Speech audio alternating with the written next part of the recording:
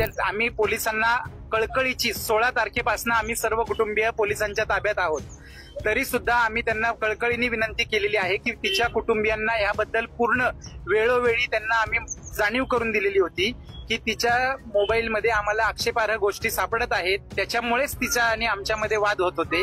याबद्दल त्यांना आम्ही जाणीव करून दिलेली होती। तिच्या आई वडिलांनी ते मोबाईल तिच्याकडनं काढून घेतलेले होते। त्या मोबाईल मधली जी काही चॅटिंग आहे ती आम्ही सुरक्षित ठिकाणी ठेवलेली आहे। योग्य वेळ आल्यानंतर आम्ही ती चॅटिंग कोर्टासमोर देणार आहोत। ह्या चॅटिंग बद्दल पोलिसांना सुद्धा 16 तारखेपासून आम्ही ताब्यात असल्यापासून सांगत आलेलो आहोत, परंतु ह्या मीडियाच्या प्रेशरमुळे, पॉलिटिकल प्रेशरमुळे त्या गोष्टीकडे कोणीही लक्ष द्यायला तयार नाही। हा युक्तिवाद आम्ही केलेला आहे, त्यामुळे कुणाचं कॅरेक्टर असॅसिनेशन नाहीये। आमचं म्हणणं एवढं आहे की वैष्णवीचा जो काही मृत्यू झालेला आहे त्याचा खरा कल्प्रिट कोण आहे, खरा दोषी याच्यामध्ये कोण आहे हे शोधलं पाहिजे पोलिसांनी प्रामाणिकपणे तपास करून। ही आमच्या युक्तिवादाची बाजू आहे। चॅटिंग करत होती त्याच्यामुळे तिच्या कॅरेक्टर बद्दल आम्ही काय वाईट बोललेलं नाहीये।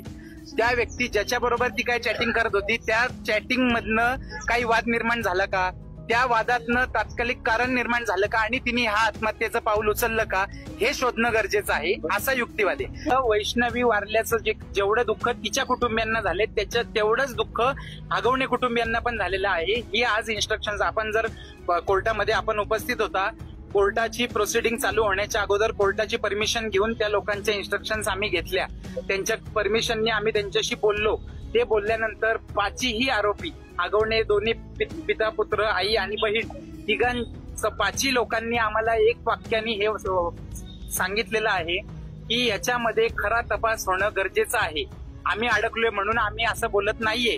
त्याबद्दलची त्या व्यक्तीची 18 तारखेला एंगेजमेंट होती, ती 18 आणि ही 16 तारखेला घटना घडलेली आहे। त्याचा का तुम्ही तपास आजपर्यंत केला नाही? मी जर 16 पासून तुमच्या ताब्यात आहे, ही व्यक्ती कोण आहे? नाव दिलेलं आहे तपास अधिकाऱ्यांना। ते नाव मीडियामध्ये आम्ही देऊ शकत नाही। त्या व्यक्तीला त्याचा त्यांनी शहानिशा करायला पाहिजे। तपास अधिकाऱ्यांना आम्ही नाव दिलेलं आहे, त्यांनी नाही दिलं तर अजून मी कस्टडीत आहे, विचारा आज जाऊन त्याला आरोपीला। पण तुम्ही त्याच्याकडे कानाडोळा का केला 16 तारखेपासून मी कस्टडीत असताना? 16 तारखेपासून मी तुमच्या ताब्यात आहे, मग तुम्हाला मी नाव पहिल्या दिवशीपासून सांगतोय। 18 तारखेला एंगेजमेंट झाली त्या व्यक्तीची, तुम्ही का नाही त्याचा तपास केला आजपर्यंत? ते कारण नाहीये, हे कशावरून? हे तुम्ही का ठरवलं? मारहाण केली का नाही केली याच्यासाठी साहेब सीसीटीव्ही फुटेज जप्त झालेले आहेत। वळ जे तिच्या शरीरावरती आहेत ते वळ कोणत्या इन्सिडेंट्स मधले आहेत, कशाचे आहेत याच्याबद्दलचा संपूर्ण तपास हा आता पोलिसांनी केलेला आहे। त्यामुळे मारहाण केली, तिच्या अंगावर शरीरावरती वळ सापडले म्हणजे काय ह्यांनीच मारहाण केली असा अर्थ काढण्याचं कारण नाहीये। कारण ही व्यक्ती ज्या वेळेस घटना घडलेली आहे त्यावेळेस घरामध्ये कोणीही नव्हतं।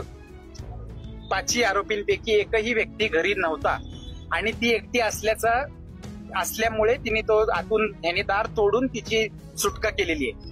त्याच्यामुळे तो जो काय यांनी पहिल्या दिवशीपासून ह्या प्रकरणाला जो काय वेगळं वळण देण्याचा प्रयत्न केलेला आहे। कारण का दिलेलं आहे तर एकतर्फी बाजू ऐकून तुम्ही सुद्धा सगळ्यांनी रिपोर्ट केलेले आहे। आजपर्यंत ही मला आज आम्ही येणार नव्हतो, येण्याची आमची इच्छा नाही, पण आज आम्हाला त्या कुटुंबाने कळकळीने विनंती केली की तुम्ही निदान या माध्यमातून तरी पोलिसांना योग्य तपास करायची विनंती करावी। कोर्टाकडनं डावरी सर मागू शकत नाही। 40 लाखाची यांनी फॉर्च्युनर दिली म्हणतात, याच्याकडे ऑलरेडी 90 लाखाची मर्सिडीज आहे। 5 कोटीच्या गाड्या घरात पार्किंगला आहेत, त्या गाड्यांना कोणी हात सुद्धा लावत नाही। त्यांनी ऐकून घ्या सर, वापरली कसं असतं सर, डावरी आणि वडिलांनी, आता आपल्यालाही मुली असतात, आपल्याला आपण वडिलांनी स्वेच्छेने मुलीला दिलेलं बक्षीस गिफ्ट ह्याच्यामध्ये फरक आहे। बक्षीस दिलेलं ह्याला डावरीच्या व्याख्येमध्ये ते मोडत नाही। डावरी ही मागितल्याने दिलेल्या ज्या गोष्टी असतात, मागितल्यानंतर त्याला डावरीची व्याख्या